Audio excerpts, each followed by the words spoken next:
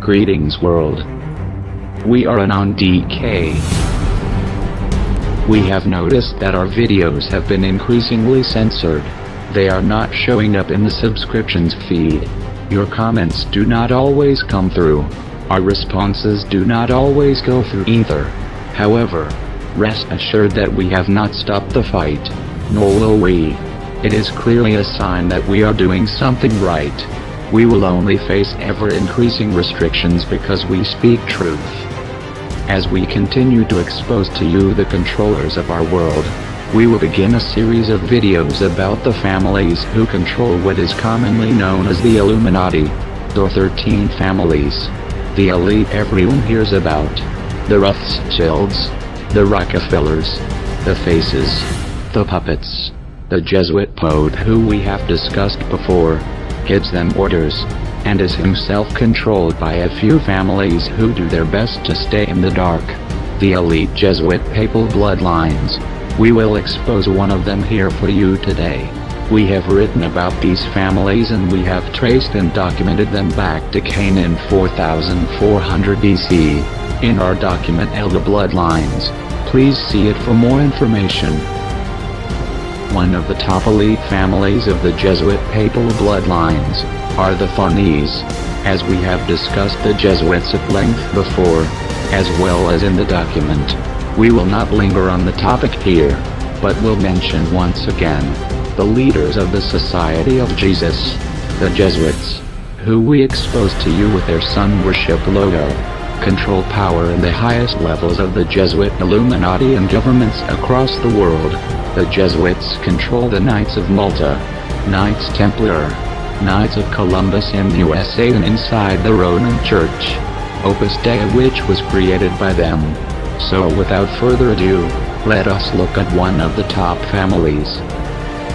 The Farnese family crest is a yellow shield with 6 blue fleurs-de-lis forming an upside-down pyramid.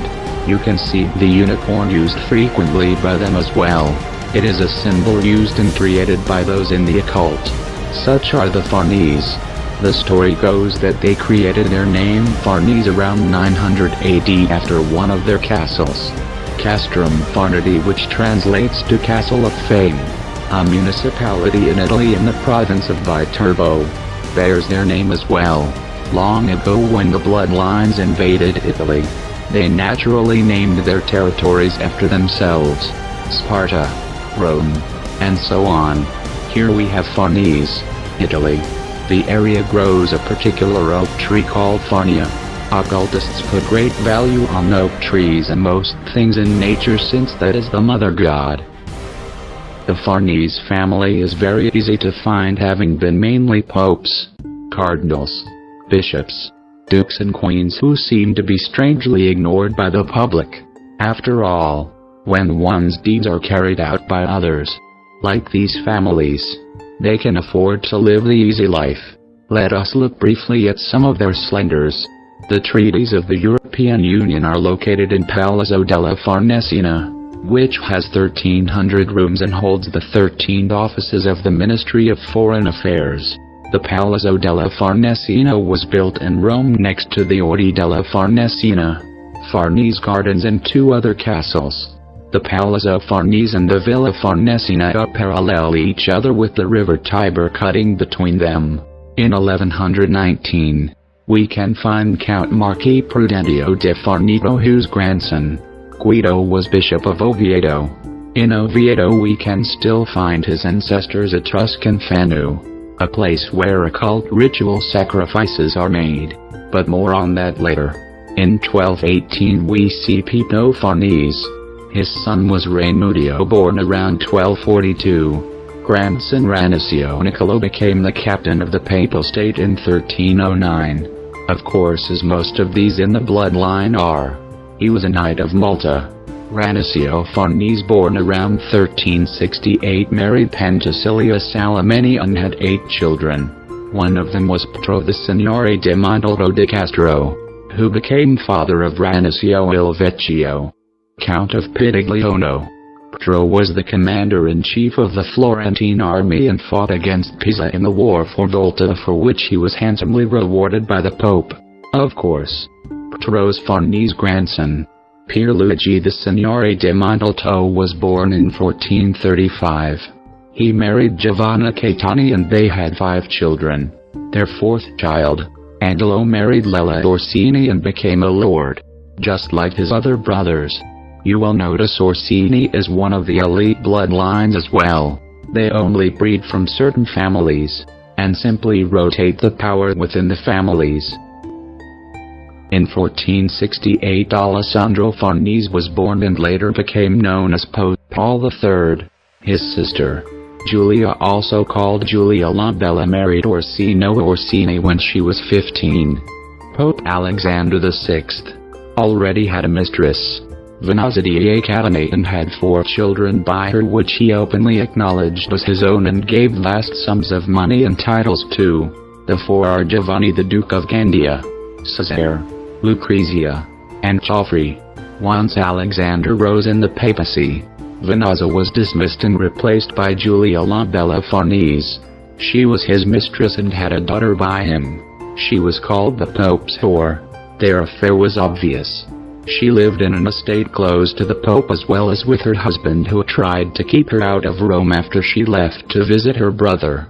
Orsini was forced to return his wife to her lover the Pope, where she stayed until she became too old for him. She became the governor of a town, Carbonano, which had been given to her husband Orsini by the Pope as a thank you 3 years before he died. Giulia Farnese is in many paintings from the time, typically titled The Virgin and the Unicorn. In 1503 we see the first Duke of Parma, Pierluigi Farnese, who married Girolamo Orsini. He was the bastard son of Pope Paul III. The second Duke of Parma was Ottavio, born in 1524 and left a partially constructed Palazzo Farnese on the River Po in the city of Piacenza.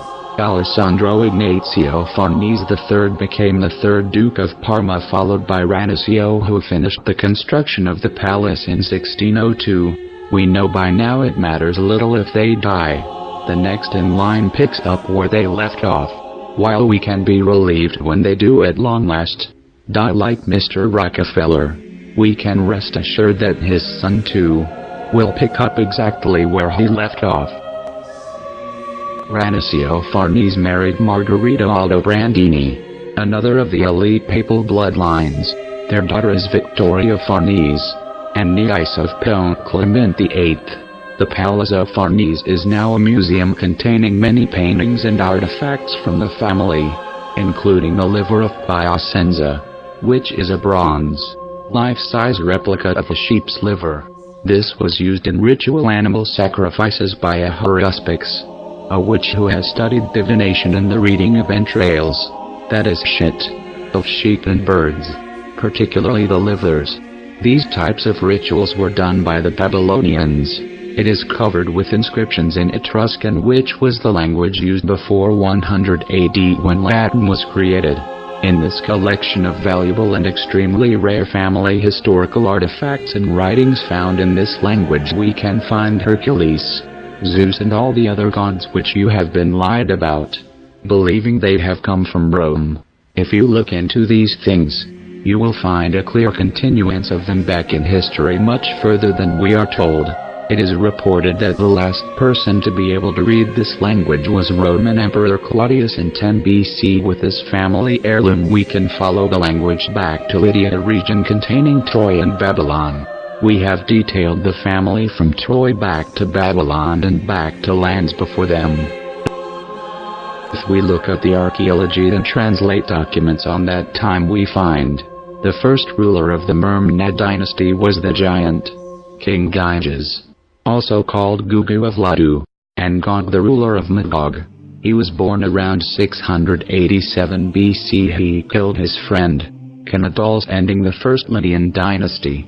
Centuries later, after many wars and ruthless, bloodthirsty rulers, the Lydians sailed to Italy and became the Etruscans and founded Viterbo, which includes the Farnese region, and Rome itself. Their practices continued through Rome's history and remain unaltered. Today, we follow the line now. Cardinal Odoardo Farnese was the fifth duke and husband to Margherita de' Medici, another elite bloodline. He commissioned paintings for the Roman Catholic Church. You will find, should you look, that most paintings done in these times are of the mistresses of the popes, cardinals, and other elite. There is no secret to Mona Lisa, or her smile. She has hidden nothing at all. You will notice the paintings we see, statues we see. The reason they have been preserved while so much is destroyed, is to keep the families immortalized, as well as their mistresses. Who are those in the paintings? Just like the girl with the pearl earring, they destroy all other history and archaeological finds. To control history, they destroy truth and give you lies. So next time you see a painting in a museum, look at it. Who is in it? What is it really a painting of? What is behind the deception? The next duke was Ranuncio II, and the seventh Duke of Parma, Francesco Farnese, who died in 1727.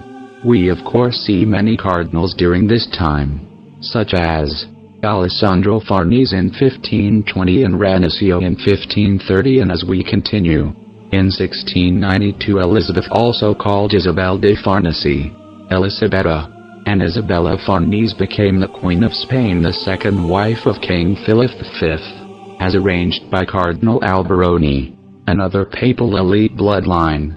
She was the mother of Charles III and niece of Antonio Farnese, the 8th Duke of Parma, until 1731. Having control over her weak husband, Elizabeth Farnese ruled Spain and through many wars, succeeded in expanding her reach back to Italy so her children could rule there. One of her sons, Carlos Charles III, became King of Naples and Sicily and Spain, which were passed down to his son Charles. Among her 6 children we can see Maria Antonietta, who became Queen of Sardinia after marrying King Victor Amadeus III. Charles III had 19 children, most of whom died in infancy and more who died while still young, as is usual with their blood. One son, Ferdinando Antonio Pascual Juan Nepomuceno Seraffa and Gennaro Benedicto di Borbopen, the first, the king of the 2 Sicilies, had 20 children total with his 2 wives, Maria Carolina von Habsburg-Lothringen and Lucia Meglaccio, Duchess of Floridia. We see the Farnese name is used less in the family as their main last name. His children include Princess Louisa of Naples and Sicily and Grand Duchess of Tuscany, Prince Alberto de Bourbon and Princess of Asturias Maria Antonia, as well as Charles IV, King of Spain, Sicily and Naples. Charles IV died in 1819, leaving his son Fernando VII, called El Deseo, meaning the desire, as king. He died September 29, 1833, father of 3 who lived. His daughter, Maria Isabel II, became the Queen of Spain and the 2 Sicilies, mother of 12 children. She died April 10, 1904. Her son Alfonso XII, called El Pacificador, meaning pacifier, was king until he died at the age of 27. Of her other children, only a few of them had offspring, and the bloodline was stripped of royalty in their generation due to them marrying outside of the elite blood. But the bloodline was brought back in the following generation. So we will look at one who is stripped of royalty now and bring us up to date. Alfonso XII. Son Alfonso XIII de Bourbon y Habsburgo took the throne. In 1931 Alfonso had to flee his country due to overwhelming rejection. His son Juan was named successor while he was hiding from his country. 6 weeks before Alfonso died, Juan's son, Juan Carlos Alfonso Victor Mauro de Bourbon y Bourbon dos Sicilias, born in Rome, as most of them are, married Princess Sophia of Greece and Denmark and abdicated his throne in 2014 to their son, Felipe VI. Following a long line of scandals, you see, Knight of Malta and Jesuit, Juan Carlos murdered his younger brother Alfonso with one bullet through his forehead. Of course, this has been completely covered up by multiple fantastic stories such as Alfonso was playing with the gun while he was cleaning it and shot himself accidentally. But how does one clean a loaded gun when that clearly did not hold water? The next story was, one was holding the gun and Alfonso came into the room, bumping Juan's arm with the door. It caused him to pull the trigger. The bullet then bounced off the wall, leaving no marks on it, and landed directly into the center of Alfonso's forehead. Still another version is that Juan did not know the gun was loaded and pointed and fired it at Alfonso. And one more is that Alfonso did not know the gun was loaded and he pointed it at himself, directly in the forehead, and pulled the trigger. Other abuses of his power include spending exorbitant amounts of money on personal hunting trips. He brags about his elephanting their kills. He is one of the elite, being considered to take the Black Pope position. But once the country had had enough of his irresponsibility, and started standing up, he stated he had been considering abdicating for quite some time, passing it to his son. Sure he had. Juan and Sophia have 3 children. The Duchess of Lugo, Infant Elena, the oldest, is divorced from Jamie de Marichal Ysns de Tejada, son of the Count and Countess of Ripalda, with 2 children, Victoria and Felipe. In 2012 Felipe shot himself in the foot. He then proceeded to fail and drop out of school. Now he has a love of bullfighting. Christina, who is married to Iñaki Urdangarin, a former Olympic athlete, after he was investigated on corruption charges. The couple divorced. They have 4 children, and Knight of Malta and fellow Jesuit, Felipe, now married to Princess Letizia with 2 daughters. Who else do we have today from the Farnese bloodline? Let us go back and look at the other descendants. In 1899 Alfonso de Orleans y Bourbon, Infante of Spain, Duke of Galliera, and his younger brother Luis Fernando were sent to England to be educated by the Jesuits at Beaumont College. They were there until 1904. Those watching this should already know what that means. This bloodline is deeply involved. Alfonso had many connections, as we would expect. He was a personal friend of President Herbert Hoover, Cornelius Vanderbilt III, Percy Rivington Pine II, and much more. He married Princess Beatrice of Saxe-Coburg-Gotha, a granddaughter of Queen Victoria. He was stripped of his titles for the marriage, but it was restored to him later. Their children, who are of the British royal bloodline as well, now are Infante Alvaro, Duke of Galliera, Alfonso de Orleans, and Adolfo de Orleans. Some of those alive from this line today we will list here. However, we will not list them all as it is too extensive for most to pay attention to. Those from this line are Gerardo de Orla, copyright and Bourbon y Parodi Delfino and Harry Freeman Saint, children. Carla d'Orla, copyright and Bourbon Saint, who married John Stephen Lilly, and then Nicola Vestejero y Ferdinand Dez de Córdoba. Her 3 children are Nicola Vestejero y Saint, Sophia de Haro y Saint, and Matteo de Haro y Saint. Alfonso de Orla copyright and Sporda y Ferrara Pignatelli 7th Duke of de Galliera, is a Roman Catholic, as are all in this bloodline. This makes him ineligible for the British throne. Alvaro de Orla copyright and Sporda y Ferrara Pignatelli, married to Alice Acosta with one son. Aidan de Orla copyright and Sporda y Acosta, Beatriz de Orla copyright and Sporda y Pero di Delfino, who with Tommaso Decani Farini, had 2 children, Luisa Farini, and Alessandra Farini. Elena Doia Decani Farini married Joaquin de Haro y Fernandez de Cordova, founder of PowerNet on the 19th of June 1999 and have 2 children, Claudia de Haro, and Thomas de Haro. Alvaro Jaime de Orla copyright and Sporda y Pero di Delfino had 3 children with Giovanna San Martino d'Aglia de Marchesi de San Germano, the niece of Queen Paola of Belgium. The 3 children are Pilar de Orla copyright and Sporda y San Martino d'Aglia married to Nicholas Henderson Stewart, Andra copyright S de Orla copyright and Sporda y San Martino d'Aglia married to Anne-Laure Van Exter, and Elwald de Orla copyright and Sporda y San Martino d'Aglia, who is an industrial planner for Ferrero, and married to Guadalupe Celestino N. Alvaro Jaime has one daughter Eulalia de Orla copyright and Sporda y Rendina, goddaughter of King Juan Carlos I of Spain. This is only a small part of one line of this family tree, but as we can see through their history, which we have detailed for you in L, when they are realized, when people start standing up to them, not taking their crap any longer, they walk away. All you have to do is keep your eyes on them. Keep watch of what they do. They only do what they do if there is darkness. So shine the light and expose them. If they were all revealed, like we have done here, and the people called them what they were, they would have to go into hiding again and start their plan fresh, under a different title in a couple generations. We are an on DK. We fight to destroy the one world order. We fight against the forces of evil, and we will win. Expect it.